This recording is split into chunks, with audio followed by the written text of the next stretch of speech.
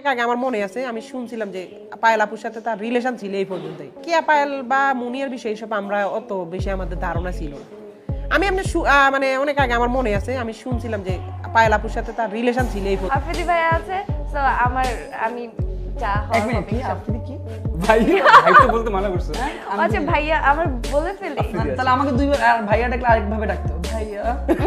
হয়তো আফ্রিদি ডাকবো না ভাইয়া। বিয়ের স্বপ্ন দেখিয়ে কিয়া পায়েলের সাথেও প্রতারণা করেছিল তৌহিদ আফ্রিদি। এবার কেঁচো খুঁড়তে বেরিয়ে এলো সাপ। মানে দেখতে মানে ছেলেটা খুব সুইট কিউট, বাচ্চা বাচ্চা লাগে না? বাচ্চা বাচ্চা একদম। কিয়া পায়েল ও আফ্রিদির সম্পর্ক নিয়ে বিস্ফোরক মন্তব্য করেছেন আফ্রিদির ছোট ভাই রাহি। কিয়া পায়েলের সাথে মাখো মাখো সম্পর্ক ছিল ইউটিউবার তৌহিদ আফ্রিদির। কিয়া পায়েলকে বিয়ে করারও প্রতিশ্রুতি দেয় আফ্রিদি, কিন্তু বাকি সম্পর্কের মতো কিয়া পায়েলকেও একসময় ছুঁড়ে ফেলে দেন আফ্রিদি। আফ্রিদির ঘনিষ্ঠ বন্ধু রাহির কাছ থেকে বেরিয়ে এসেছে চাঞ্চল্যকর সব তথ্য। আফ্রিদি যেমন তার ক্ষমতার দাপট দেখাতো, তেমনি মেয়েদের সাথেও সম্পর্ক গড়ত অল্প সময়ের মধ্যেই। আফ্রিদির টাকা পয়সা দেখে মেয়েরাও পাগল হয়ে যেত তার জন্য। ছোট পর্দার অভিনেত্রী কিয়া পায়েলকে বিয়ের আশ্বাস দিয়ে ঘনিষ্ঠ সম্পর্ক গড়ে তোলেন তৌহিদ আফ্রিদি।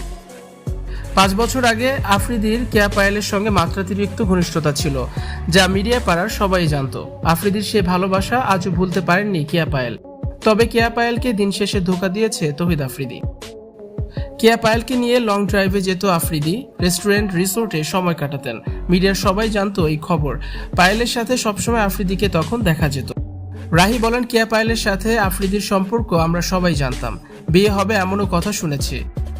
কিন্তু এরপর আফ্রিদির ভালো লাগে মুনিয়াকে। একই সঙ্গে মুনিয়া ও রিসার সাথে সম্পর্ক করেছিলেন আফ্রিদি, আর তখনই কিয়া পায়েলকে ছুঁড়ে ফেলে দেন আফ্রিদি। সেই কষ্ট আজও বয়ে বেড়াচ্ছেন কিয়া পায়েল।